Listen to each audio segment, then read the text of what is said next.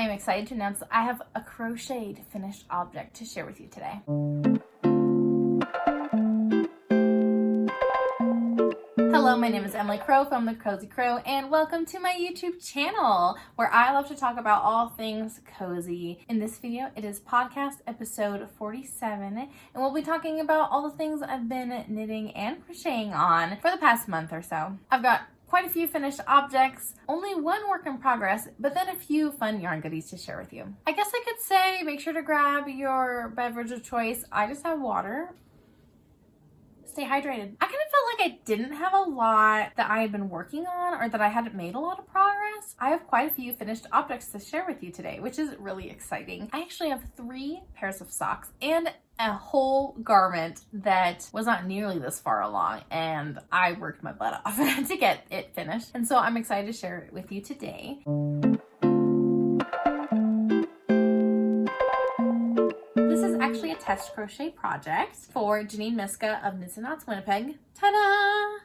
It's a little hard to share. I'll make sure to pop up a couple pictures so you can see a little bit of how it wears. But this is the Coachella Valley button-up from Knits and Knots Winnipeg. It'll be included in her new book that's coming out, I think next fall, is my guess. I don't know for sure, but she's just finishing all the pattern tests right now, so she's in the final stages of getting this book to her publisher. I tested the size medium, I think, just based on mostly my hip size than my bust. I could have sized down a little bit for the bust, but it is kind of a looser, more androgynous fit, and so a medium fit me best all over me. I really like this texture though. It was a really simple project. There's some complex shaping going on, but it was not hard to wrap my brain around the shaping that was happening. You basically crochet the back panel and then crochet the separate front panels. You join those all together, do the button band and the collar, and then you do the sleeves. And so the construction wasn't difficult, but there was definitely some intentional shaping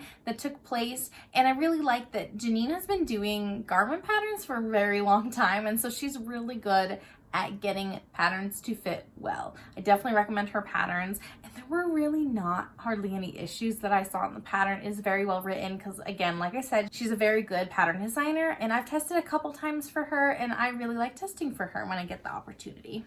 My arm is getting tired holding this up. And I do want to highlight these beautiful buttons. They have like this pink undertone to them, which is really cute because at first glance you might think they're just like a tortoiseshell type of a button, but they have pink on them. I found them at my local yarn fabric gift type of store. It's Harmony in Provo, Utah, and it's super, super cute. A really great place to go if you're not sure what you want to get someone, but they have lots of really fun little gift ideas, and they also have all sorts of crafty things in the fiber arts and textile arts type of realm. So that's where I got these buttons from. And this yarn I'll talk about is Knit Picks or We Crochet Woolen Cotton. And let's see, what's the blend, if I can remember correctly. Did I write it down? Oh, I didn't. I think it's a 50-50 Pima cotton and merino wool blend. So it is a little bit heavy because of the cotton, but it does give a good stitch definition. And this pattern was written with a cotton blend yarn, and so I wanted to honor that and find a blend that fit pretty close to what the original design was written in. Though it is a little bit heavier of like a summer piece. The way that Janine styled it was like with a bikini top, and that's not how I would wear it. This could be kind of a fun cover up if you're gonna be in and out of the pool or going to Coachella potentially. Not that I see myself going anytime soon, but this is a nice fun fit. I really like the idea of this button up, and I think I'll wear it more often as like a cardigan style than buttoned up, but it does fit me buttoned up. I just think it flatters my body a little bit more to have it open and loose like this. I'm really happy with how it turned out. The color is called Sean Heather, so it's definitely a grayish, gray beige type of a color. I wanted something pretty neutral, and I was able to find that from Knit Picks. I do have an affiliate code down below for either Knit Picks or We Crochet. They have very similar stocks, and so just sometimes one website or the other has sales going on for certain lines of yarn. So I always recommend you look at both to see if either of them have something on sale that you're looking for before you make a purchase. And yeah, I'm happy with how it turned out. I do feel like I probably won't wear this as much as I had hoped, but I really did want to test for Janine because it had been a while and she had some really cute patterns, and so I just kind of made it happen. So we'll see how much wear this gets. If not, I think that this might make a really cute gift to give someone because I am really proud of how this turned out. Some other finished objects that I have. I finally finished my tea leaf socks for my daughter. Yay! I could get blockers. I think this is kids medium is the one that works for my daughter right now, but it's up on my shelves that are over there and I don't want to do that. But I have blocked them so you can kind of see how they look. So cute with this little ruffle and this really fun texture on the front. There's no actual cabling. There's some twisted stitches, definitely. And so it's just like a fun, interesting texture. It's very intuitive. It's easy to read your knitting. And I had a lot of fun with it. I knit this pattern for myself not too long ago and my daughter really liked the socks. She like made a comment about them, which she doesn't normally do. And so I asked her if she wanted me to make socks for her and she said yes. And she had told me she wanted white socks. So I have white socks for her. I have plenty of yarn left to make the white mittens she also said she wanted, but I'm not sure what pattern I would make out of those. So we'll see. She already knows these are coming, so it's not like I can save these for like a Christmas gift or like in her stocking or anything, but I'm excited to see her wear them. They will look so cute. For reference, she is almost 4, but she is wearing 5T clothes, so she's a little bit on the bigger side. She's definitely near the top of her percentile. And I knit a 48 stitch count size, which is not included in the tea leaf sock pattern. So I'll make sure to include it on my Ravelry notes what exactly I did to modify, but I basically just took the edges off the pattern repeat, and then I knew how to adjust my counts for like the heel and gusset and things based on a 48 stitch count size. It does have a folded over cuff, which is a little bit annoying to do because you do have to knit it together on itself, and so you need 2 sets of knitting needles, but I managed to make it work, and it was just a fun, really quick project to do whenever I did sit down to work on it. So that was really fun and just like a nice little palette cleanser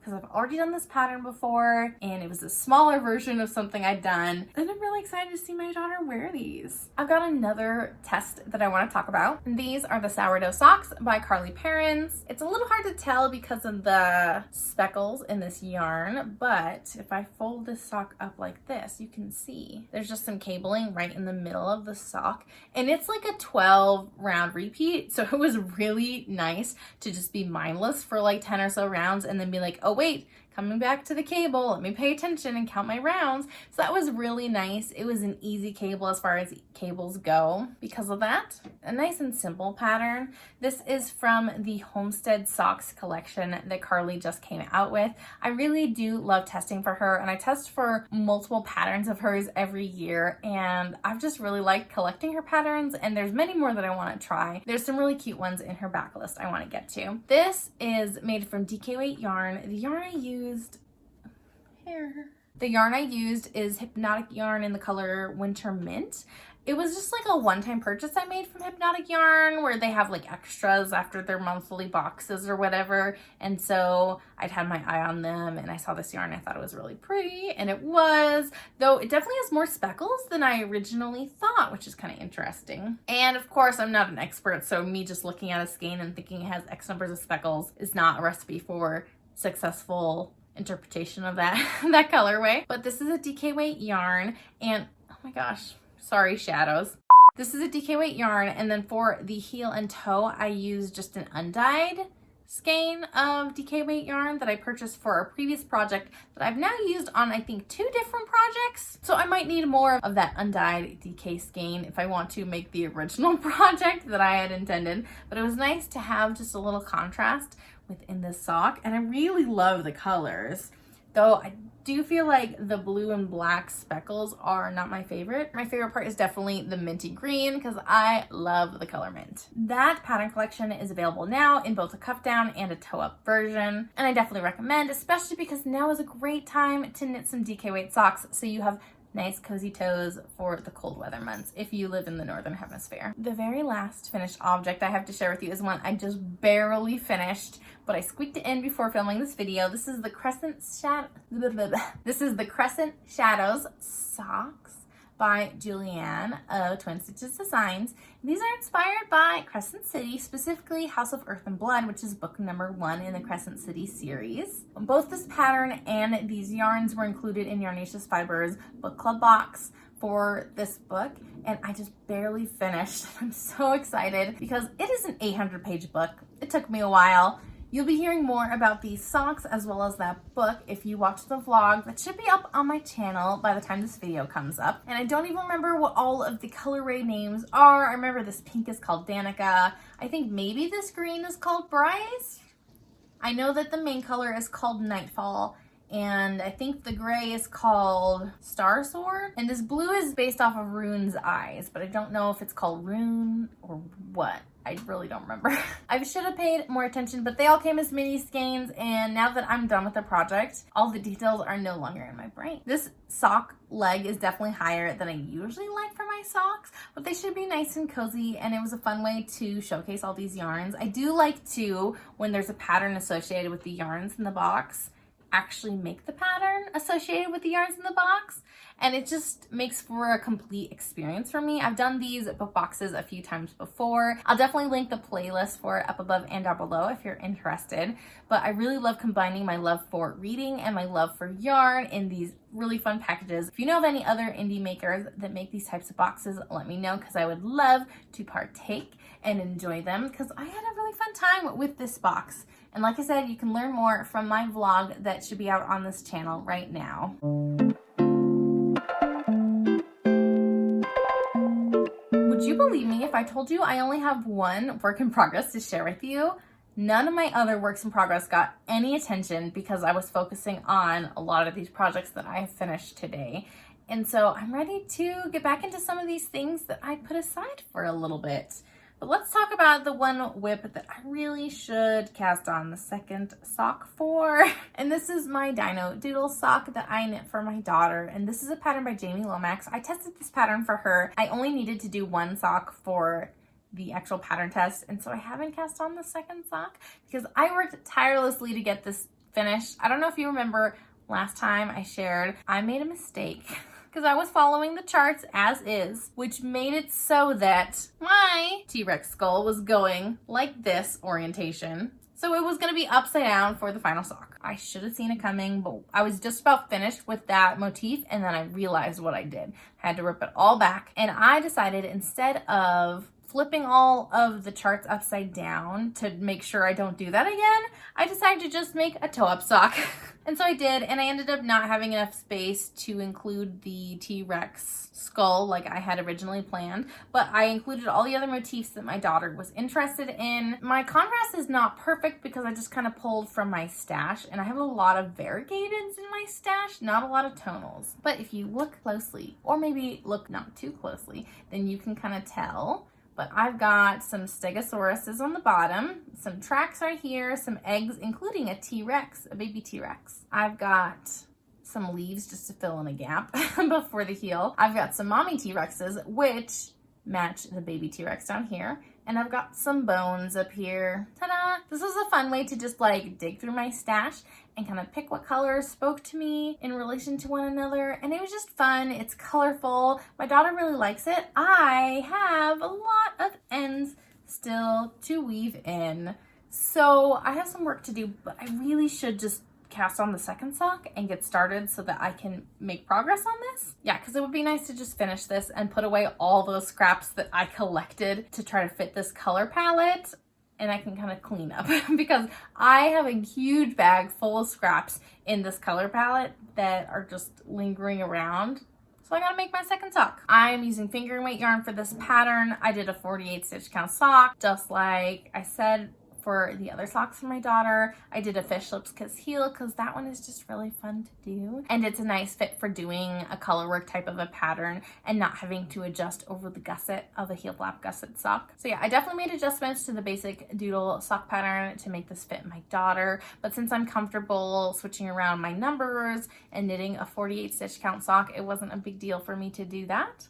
And I'm happy with how it turned out, though I definitely could use some work on picking out colors for contrast, because I feel like While some of these look pretty good in contrast, some of them not as much. And I also feel like in fingering weight yarn, things get a little bit muddied easier than with bigger weight yarns. It's a lot easier to see those specific designs. But if you're interested, that pattern is also available right now, the Dino Doodles, both on Jamie's website and on, I think, Ravelry. I don't think she has Etsy. I think it's just Ravelry and her own website. So make sure to check them out because she's got so many fun doodles, and you can use doodles from multiple sets to kind of create your perfect vision of a project that you would want.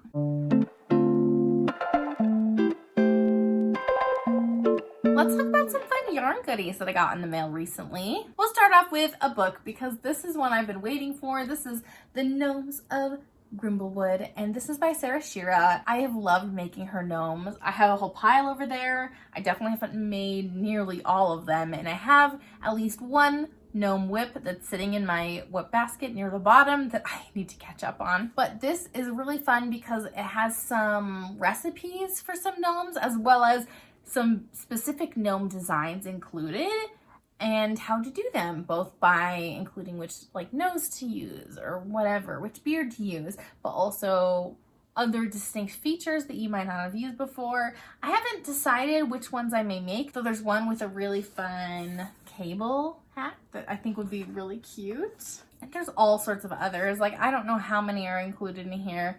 8 remarkable little gnomes to knit, plus other features that you can use to kind of mix and match your own style of gnome, which is really fun. So we'll have to see what I decide to make from this book, and also if I can keep up with knitting the gnomes that she still comes out with separate from this book. She's making so many patterns and I just can't make enough gnomes. I cannot keep up, but they are a perfect way to use up scrap yarns and to kind of mix and match with colors and just have a lot of fun with it.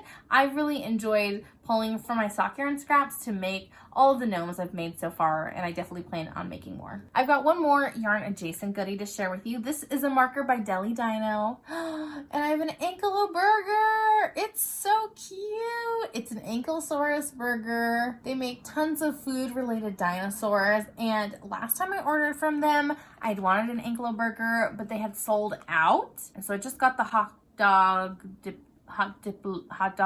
diplodocus thing. I can't remember the name that this maker gave them. But then not too long ago, they posted that they had some extras and I was on it and I got myself an ankle burger. It is so cute. They are beautiful works of art. They are so detailed. All the pieces are so small and I just love them. They make me really happy. The ones I have used have kind of broken. They've been put through a lot. I would kind of rather love them to death than not see them or use them at all, so I should definitely be putting more progress markers on my projects. Then I've got a couple club yarns that have come in. This is a club I've just finished. This is the last yarn for this club, and I'm looking forward to moving on and trying some new things. But this is from Forbidden Fiber Co., and this is probably my favorite from all the yarns we've gotten, so this was a really fun way to go out with a bang. This is their Beach Read colorway.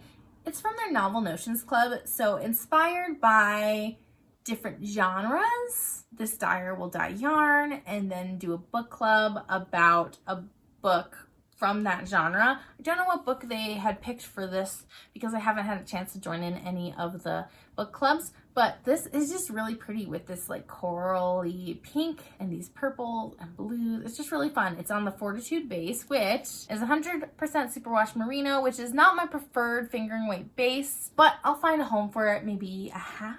Ooh, that would be really fun, like a muscle bra or something. I could do a cowl. It could be part of a shawl. Possibilities are almost endless. Cannot make socks with 100% superwash merino wool, but I can make a lot of things, and I really do love this colorway. A new club that I recently started, I showed you a sock set last time from it, and this is from Kettle and Hearth Fibers. This is their Garden Stroll sock set club, and this is the colorway Serene Meadow. So pretty. Green and purple. I love purple.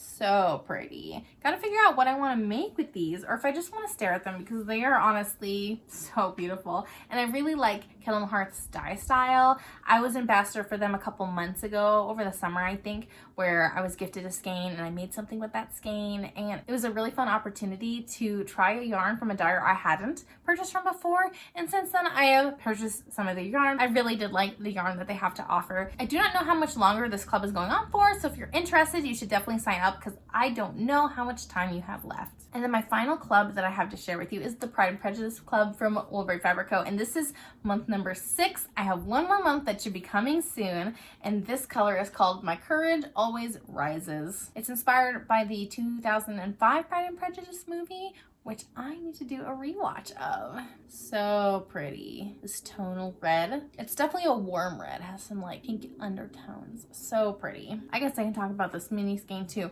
It's a very dark mini, like a blue purple blurple kind of color. I also have another package from Woolberry Fiber that I purchased, and this was some random like fall favorites pre-order if I remember correctly, and this is the colorway Flock. It's neutral variegated with some fun speckles. Definitely lean more warm. I just loved how this yarn worked up in all the pictures I saw. I got the Berry Sport Base. My plan is to make a traveler's hoodie by Andrea Mowry. I can't remember what the pattern's actually called. I'll pop up a picture there, but Natalie of Knitting Natty recently knit one, and it just looked so fun to knit. I really wanted to make it, and I would love more knitted hoodies, sweatshirts, more casual wear. I need more layering pieces for sure, and so it just sounded really fun, and I thought it'd be fun to make it out of this beautiful yarn. So that is the plan for this. I haven't really knit with sport weight yarn, so it should be a fun experiment and gauge to kind of see how this works out.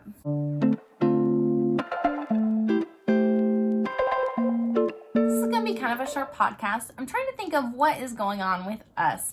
It is October, it is spooky month. We have decorated for Halloween, and my daughter really likes Halloween. She wants to do a pumpkin party for her birthday, and so I need to get on planning that. She's also having a lot of fun in her activities. She's been ice skating a lot and really getting the hang of it, which is really fun to see how much she enjoys that. So I'm looking forward to, when I visit my family for Christmas, getting to take everyone to the ice skating rink and just enjoy that part of the holiday season, because that's just such a quintessential wintertime thing to do. And now my daughter really likes to do it too, so I am really excited to do it with her. She also has really enjoyed her dance class, and we've just been kept busy. I am really happy that we've found some things that my daughter really loves to do, and I love seeing her interest grow. She's at a really fun age right now where I can have some really fun and interesting conversations with her because she's almost 4. Other than that though, we don't have a lot of interesting things going on in our family. Really, my daughter is the interesting one, and we're just along for the ride. But I'm looking forward to Halloween and experiencing the fall weather. Today, it feels really nice, like the breeze coming in. It's only like 80 degrees outside. It has taken a little bit long to cool down for the fall, but I'm really excited to wear my layers, to drink lots of hot cocoa and tea, and just enjoy the cozy season as we're gearing up for it. I guess that means I have a little bit more time to finish any wintry knits that I can wear for the whole season. I do have a couple things that I have started. Hopefully I'll talk more about them in my next podcast, but if you watch my previous podcast, you can see where they were at that time, and I'm really excited to have some fun, cozy knits to wear soon. Thank you so much for joining me for this short-ish podcast as I shared some things I've finished, as well as some yarn goodies, but also random whip. Hopefully I'll have a lot more works in progress to share with you next time, but until then, happy making. Bye!